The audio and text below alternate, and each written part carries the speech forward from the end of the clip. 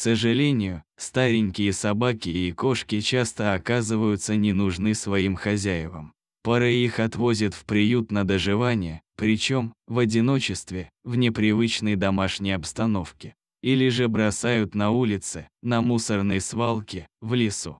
Герою этой печальной тоже не повезло. Его привязали цепью к столбу и бросили около старого дома.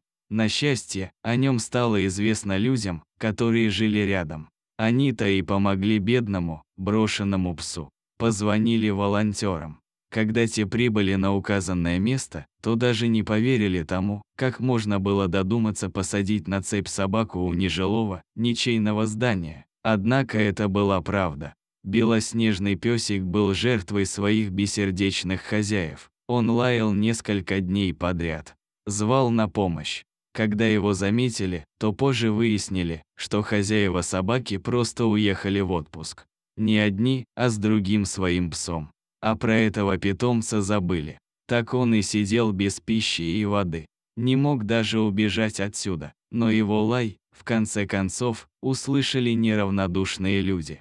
Сообщили волонтерам из местного приюта. Те срочно прибежали на двор, который весь был завален хламом, чтобы помочь голодному существу. Он был хмурый, пытался огрызаться. Псу начали бросать кусочки еды. Он ел с жадностью и ждал очередной порции. Так прибывшие хотели доверие собаки заполучить.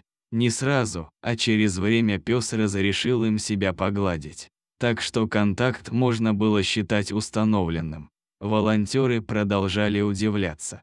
На этом грязном, запущенном дворе была посуда.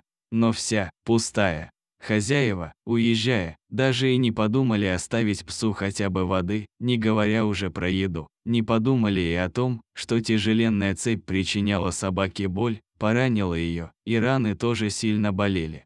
Когда волонтеры сняли с пленницы цепь, то увидели еще и красный след вокруг ее шеи. Более того, собака была настолько неухоженная, что у нее уже развилась инфекция кожи, а местами на теле виднелась чесотка.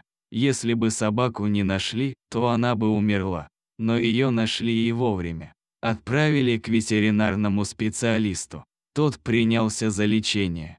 И уже через 10 дней собака стала чувствовать себя намного лучше, успокоилась. Остается надеяться, что ее отнимут у нерадивых владельцев и передадут в тот дом, где о славной собачке начнут хорошо заботиться.